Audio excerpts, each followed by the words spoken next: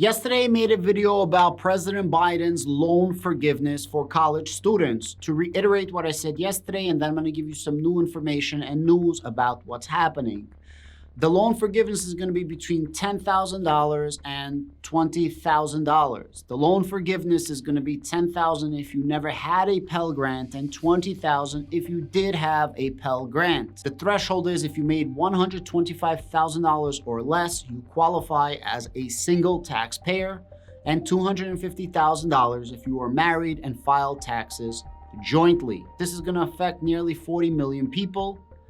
About half of those 40 million people will 100% get all their debt forgiven because they owe between that $10,000 and $20,000. If you want to apply for this, there's no clear-cut way of applying yet, and I'm going to leave a link to a website down below. It's the United States Education Department. You put in your email and they will contact you with more information.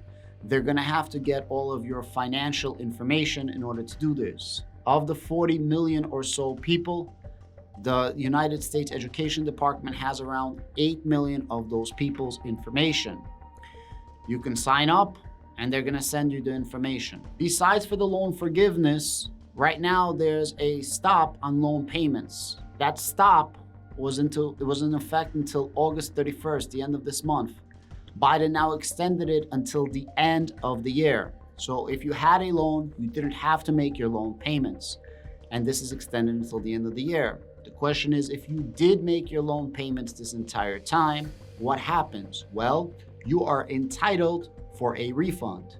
I'm going to read you a quick article on Wall Street Journal. Before I go any further, please give me the like, share, and subscribe down below. If you like this type of content, I really appreciate it. I do need the interaction for the almighty YouTube algorithm.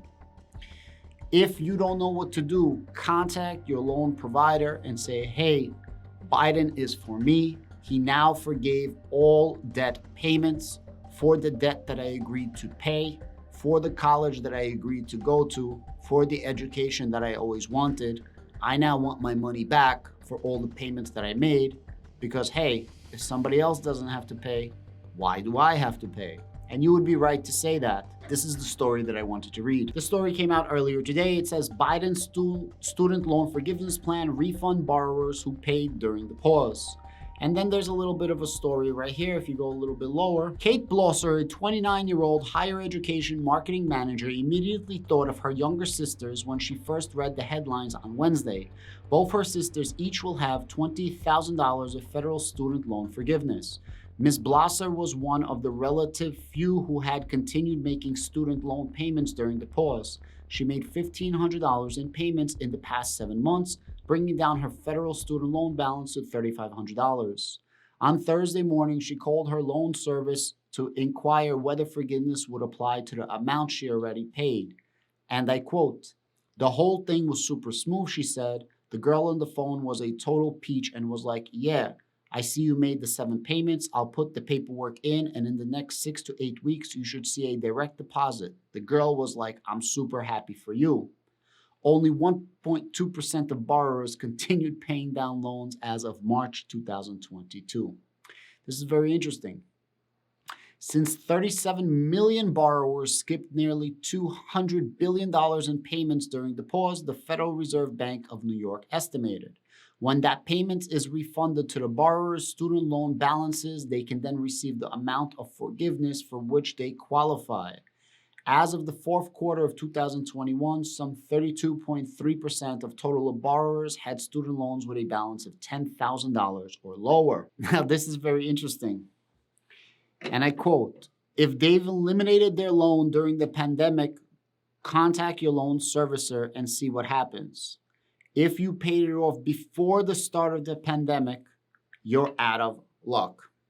So if you paid your student loans before the pandemic, go F yourself. If you decided to freeload and not make payments during the pandemic, hey, you don't need to make any more payments. And if you happen to make payments, we'll give you that money back as well. So the question is, how much is this all gonna cost?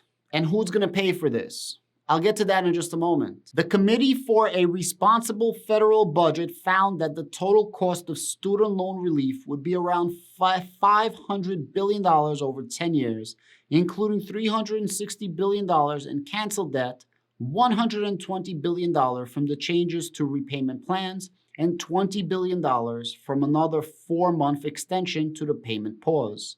It will likely knock out the deficit shrinking benefits of the Inflation Reduction Act. Fantastic. So we come up with this Inflation Reduction Act by Biden that's supposed to somehow reduce inflation, but it's not. It's going to increase corporate taxes, the same corporations that have a choice to leave the United States, and the same corporations that hire thousands and tens of thousands and hundreds of thousands of people, giving them employment and buy real estate and support the local economies where their headquarters are. So now it's going to increase taxes on them. They're going to spend a lot of money. I believe $80 billion, if I'm not mistaken, is going to go to the IRS so they can hire more audit officers to audit anybody making over $400,000. Let's go after the rich, because the rich don't pay taxes apparently. And that's where the money is going to come from. So you got that money that's going to take care of the Inflation Reduction Act that does nothing to reduce the actual inflation. And if it had any marginal reduction of inflation, it's going to be counterbalanced with this new $500 billion additional deficit over the next 10 years. I mean, look, I don't know really what to say. I think this is all very weird.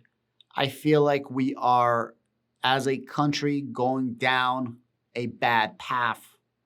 I feel that people graduating colleges, people getting into college, people about to graduate high school, and people coming into high school is just not the same as my generation and the generation before. I feel like a lot of interesting things are happening right now, and the value of working hard, the value of doing good, the value of working with your hands and earning your keep, earning your money, and doing well, being compensated for the hard work that you put into this world is now becoming a thing of the past. Working hard is becoming cliche. I feel like a freaking sucker working hard, getting real estate, providing houses, providing homes, investing in the stock market, investing into the economy, so on and so forth. I feel like the freaking sucker because my tenants who don't want to pay me get a bailout. And if they don't, hey, I just have to eat that cost. Now this debt forgiveness. Anybody making over $125,000 doesn't get debt forgiveness. Why? Why are the people that are working hard and happen to have good jobs, why don't they get debt forgiveness? Because they have a good job? Because they worked hard? Because they're doing something good with their life? How is this fair? It's not fair. How is it fair that tenants don't have to pay landlords? It's not. How is it fair that petty crime goes unpunished nowadays? It's not. So all those people that are robbing Walgreens and CVS, guess what?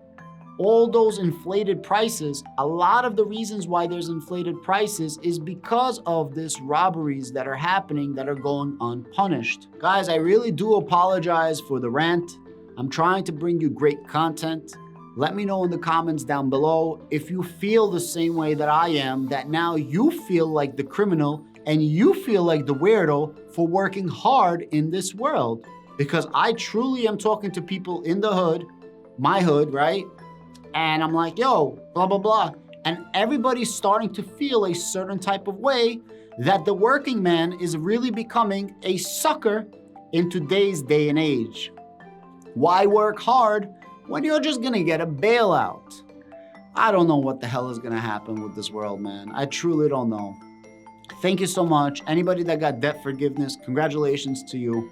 And If you want to know what to do next, again, I'm going to leave a link to the website down below. How is this going to affect inflation? I don't know. I'm assuming this is going to increase inflation little by little, because for every cost, somebody has to pay for it. So if these 40 million are not going to pay for it, the people paying taxes are going to pay for it. That's just the bottom line.